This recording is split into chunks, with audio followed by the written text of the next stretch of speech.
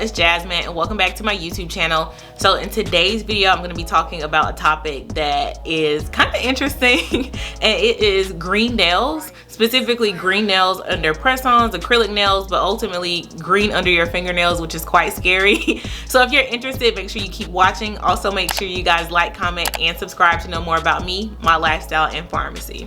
So just to give you guys some background, I am a registered pharmacist in the United States. I ultimately graduated from pharmacy school, so I did 8 years of college and know a ton about different medications. But even with my education, I one day took off my press-on nails and I saw green and I was incredibly nervous because I had never seen it before and never experienced it before. So like the clinician that I am, I went on YouTube to see exactly what I could find.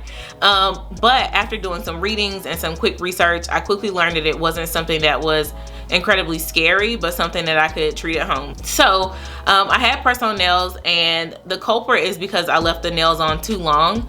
So ultimately what happens is if you have nails, press-on nails, acrylic nails, and the bottom or the corner of the nail begins to lift up, it can introduce water. So when you're washing your hands or doing anything with water, it can go under the nail and the bacteria is then introduced into your nail.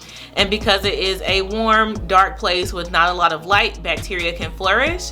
And most often the bacteria is called Pseudomonas, but the bacteria under your nails leads to a greenish color forming on top of the nail. So after you notice the greenness on your nail, there are some antibiotics like tobramycin that's topical, or different types of antibiotics that you can use if you talk to a provider and they make a prescription for you.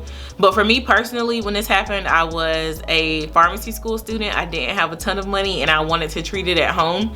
So for me personally, I use diluted Clorox or diluted bleach, but ultimately the goal is to introduce some sort of antimicrobial to the top of your nail. And I did it for about 2 weeks, and at the end of that 2 weeks my nails were cured.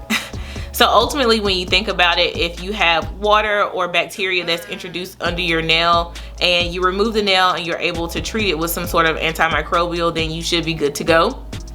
I will preface this by saying that if you have an autoimmune condition or you have some sort of condition that makes you more susceptible to infections or anything of that sort, I would highly recommend talking to your provider. In addition, if you are uncomfortable treating yourself at home, or if it doesn't improve within a few days of using some sort of topical antimicrobial, I would again go see your physician.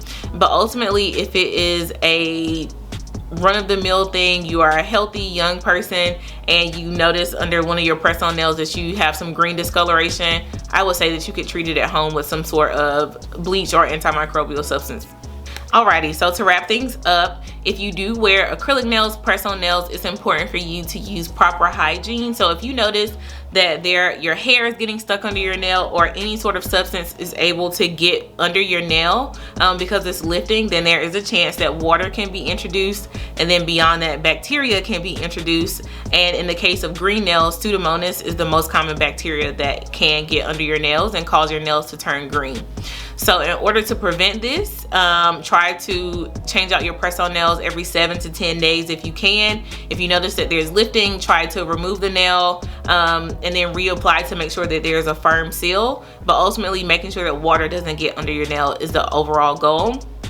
And then beyond that, if you do have some sort of green nail, using some sort of topical antimicrobial. For me personally, I use diluted bleach at home, but there are other options, and I will leave some information down below if you're interested. But let me know if you guys have any questions in the description box. Thanks for watching, y'all.